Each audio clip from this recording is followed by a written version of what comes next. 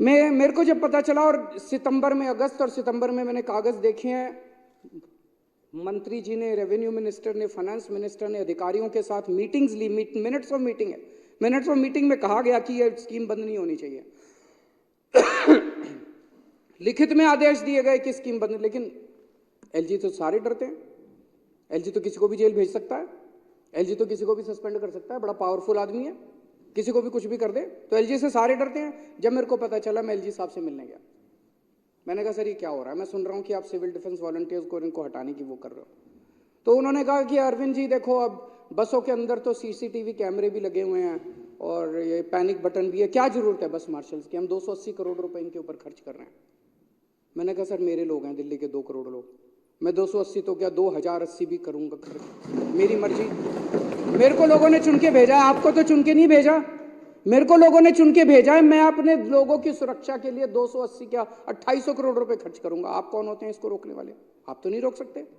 और मैंने कहा अगर सीसीटीवी कैमरे और पैनिक बटन से ही हो जाता, तो मैंने कहा सारे राजनिवास के चारों तरफ सीसीटीवी कैमरे तो लगे हुए हैं, पैनिक बटन और दीवारों पे लगा देते हैं, आपकी सुरक्षा हटा देते हैं।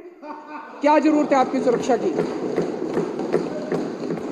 पूरी दिल्ली के अंदर तो सीसीटीवी कैमरे लगाई दिए, पैनिक बटन और लगा देते हैं, हर खंबे के ऊपर दिल्ली पुलिस भंग कर देते हैं। क्या जरूरत है? अरे layers and layers of security होती है किसी भी समाज के अंदर सुरक्षा की। एक लेयर ऑफ सिक्योरिटी बसों के अंदर है सीसीटीवी कैमरे की, एक लेयर ऑफ है पैनिक बटन की, एक है बस मार्शल की। कोई किसी के सामने पैनिक बटन आया और उसको ध्यान आ गया, वो पैनिक बटन दबा देगा। बाद में अगर अपराध को जांच करने के लिए सीसीटीवी कैमरे की जरूरत पड़ी, सीसीटीवी कैमरा। बस मार्शल किसी के सामने बैठा और कोई लड़की को छेड़ रहा है, वो बस मार्शल को कही भैया इसको जरा सा रोको। हम layers and layers of security, तो उसको रोका कैसे जा सकता है?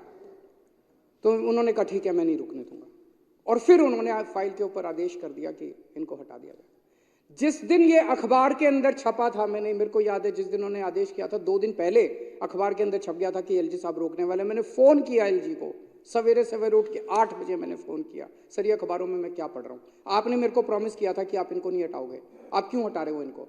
मैंने उसी दिन चिट्ठी लिखी, मैं कहीं और गया हुआ था उस दिन, मैंने वहां से चिट्ठी लिखी एलजी साहब को कि, और वो चिट्ठी एक चिट्ठी लिखी और 2 बार नोट भेजा है मैंने, एक मंत्री के थ्रू नोट भेजा है कि मौजूदा सिविल डिफेंस वॉलंटियर्स को नहीं हटाया जाना चाहिए, मौजूदा सिविल डिफेंस वॉलंटियर्स को कंटिन्यू रखिए।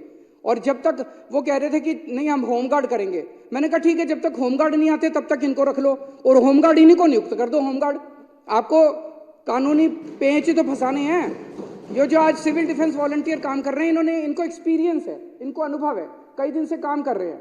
मैंने कहा इन्हीं को होमगार्ड बना देना। मेरे फाइल के ऊपर नोटिंग है मेरी, आप जो नोटिंग की बात है, जो अभी लगे हुए हैं होमगार्ड की कंडीशन ऐसी